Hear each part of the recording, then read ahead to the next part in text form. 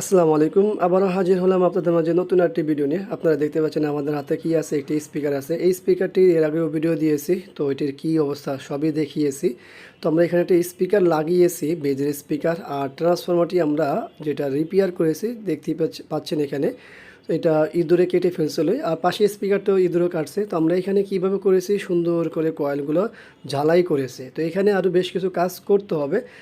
পাশাপাশি আমাদের ওই এখানে যে বেস স্পিকারটি লাগিয়েছি same to same base speaker. এখন আমরা ট্রান্সফরমারটির ভিতরে বসাবো। এরপরে আমরা হচ্ছে বাকি কানেকশনগুলো করব। দেখতে পাচ্ছেন এখানে এসি কানেকশন করতে হবে, বাকি কেবলগুলো তো লাগিয়েছি। তো সব কিছু মিলিয়ে আসলে লাগানোর পরে বাকিটুকু বলা যাবে কতটুকু হয় বা কী আসে বিষয়। তো আমরা ট্রান্সফরমারটি ফিটিং করেছি, ওই যে ওখানে আমরা কিছু ইয়া দিয়ে কী বলে কস্টিপ দিয়ে আটকে দিয়েছি যাতে করে কেবল না খুলে, যারা এসি করতে কানেকশন করেছি।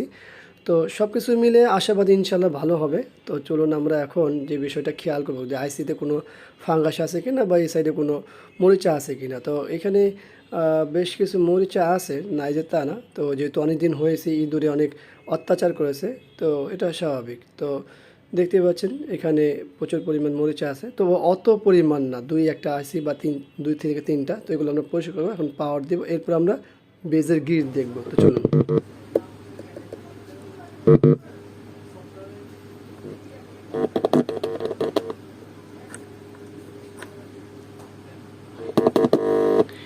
আমরা গ্রিডগুলো চেক করে নিলাম, দুই পাশের স্পিকার এবং বেস স্পিকারটি গ্রিড দেখলাম। তো অনেকে প্রশ্ন হতে পারে বা এই স্পিকারে ভিডিও করার কি প্রয়োজন ছিল। আসলে আমরা এর আগে যে ভিডিওগুলো দিয়েছিলাম এটারই বলেছিলাম যে কোনো কিছু করলে আমরা অবশ্যই জানাবো, সেই হিসাবে ভিডিওটি তৈরি করা। আশা করি ভিডিওটি ভালো লাগবে। ভিডিওটি ভালো লাগলে অবশ্যই লাইক করুন, কমেন্টস করুন, শেয়ার করুন, আমাদের এই চ্যানেলটি সাবস্ক্রাইব করুন, পাশে থাকা বেল বাটন চাপ দেবেন। আবারও দেখাবো অন্য কোনো বিষয় নিয়ে। আজকে আমাদের এখানে বিদায়, আল্লাহ হাফিজ।